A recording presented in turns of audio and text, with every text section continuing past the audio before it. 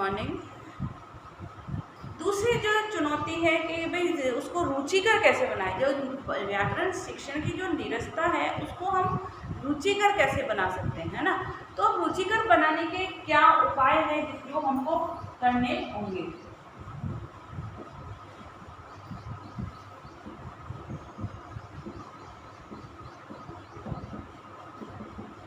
उपाय तो उपाय में जो है पहला है व्याकरण शिक्षण। व्याकरण शिक्षण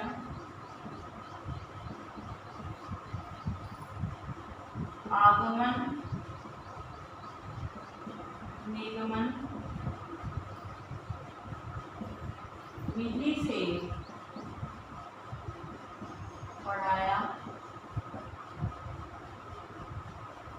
जाए। कि व्याकरण शिक्षण को जिस विधि से पढ़ाया जाना चाहिए उसके लिए सबसे उपयुक्त विधि व्याकरण की आगमन निगमन विधि है। आगमन निगमन विधि में ये है कि व्याकरण में हम पहले उससे संबंधित नियम जो है उदाहरण देते हैं और उस उदाहरणों के माध्यम से वो धीरे धीरे उनको नियम की तरफ ले जाते हैं। ये शिक्षण सूत्र के आधार पर कार्य करता है। शिक्षण सूत्र भी यही है कि किसी भी विषय वस्तु को सरल से कठिन की ओर ले जाया जाए। एकदम से यदि हम कठिन रूप में किसी चीज़ को प्रस्तुत, जैसे मान लो फॉर एग्जाम्पल छोटा बच्चा है, उसको संज्ञा की सीधी हमने परिभाषा बता दी कि किसी व्यक्ति वस्तु स्थान के नाम को संज्ञा कहते हैं, तो बच्चे को वो याद नहीं होगी। इसके लिए हम पहले उदाहरण देंगे कि भाई जैसे ताजमहल है, ये पुस्तक है, ये पेन है, ये क्या है, गाय है, ये गाय का चित्र दिखाएंगे किसका है, गाय का। तो ये क्या है, गाय क्या है, पशु है, तो गाय उसका क्या है, नाम है। ये पेन है तो पेन है, तो पेन इसका क्या है, नाम है।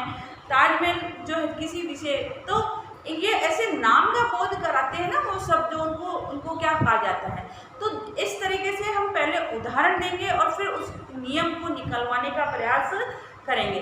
तो आगमन निगमन विधि से यदि व्याकरण का शिक्षण कराया जाता है तो धीरे धीरे बालकों को वो सरल रूप से यह समझ आने लग जाता है और बालक उसमें रुचि लेने लग जाता है। क्योंकि यदि हम उसको व्याख्यान विधि से पढ़ाएंगे, जो व्याख्यान और प्रश्नोत्तर विधि से यदि पढ़ाने का प्रयास करेंगे तो बालक को व्याकरण जो है समझ नहीं आएगी और समझ नहीं आने के कारण से वो उससे दूर भागने का प्रयास करेगा।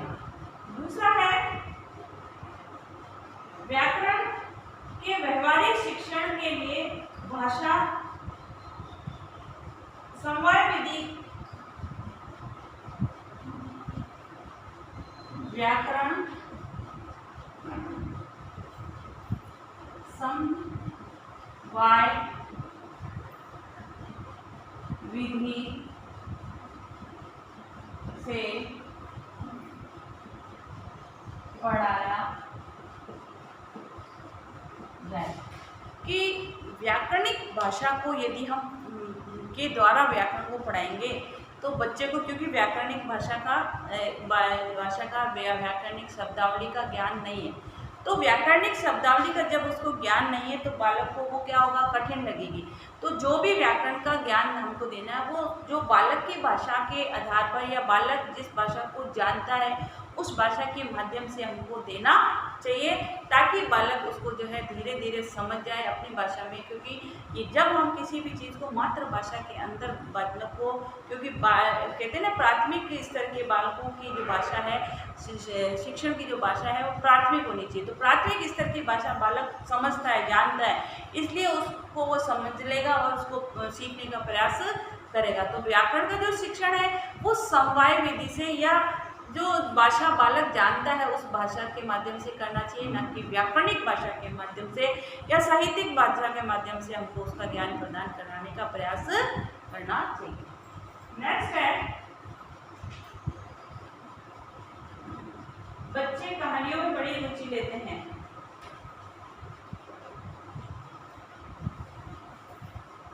खेल खेल में। तीसरा है खेल खेल से समझाने का प्रयास।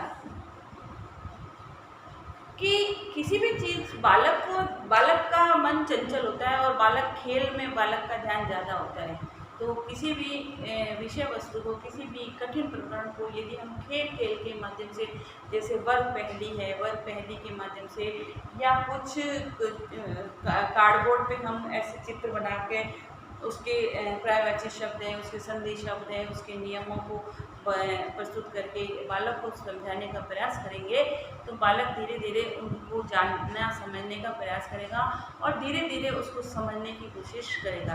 तो खेल विधि के माध्यम से यदि व्याकरण के नियमों को बताया जाता है तो बालक उसको जो है अधिक उसमें रुचि लेने का प्रयास करता है। इस प्रकार से, और लास्ट है, बालकों को प्रेरित करके व्याकरण के प्रति बालकों को प्रेरित कर कि व्याकरण क्यों पढ़ाई जा रही है, व्याकरण के महत्व को समझाकर बालक को मोटिवेट करके व्याकरण के बारे में अधिक से अधिक जानकारी प्रदान करने का प्रयास किया जाना चाहिए कि बिना व्याकरण के भाषा का ज्ञान अधूरा है, किसी भी भाषा को जाना और समझा नहीं जा सकता। इस प्रकार से जो है व्याकरण शिक्षण की जो चुनौतियां हैं उसको हम दूर कर सकते हैं या व्याकरण शिक्षण को रुचिकर बना सकते हैं। गृह कार्य लिखिए।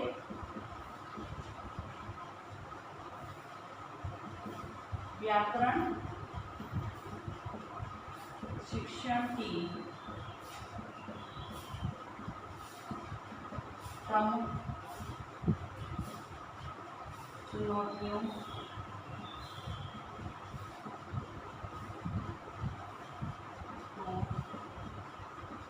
बताइए।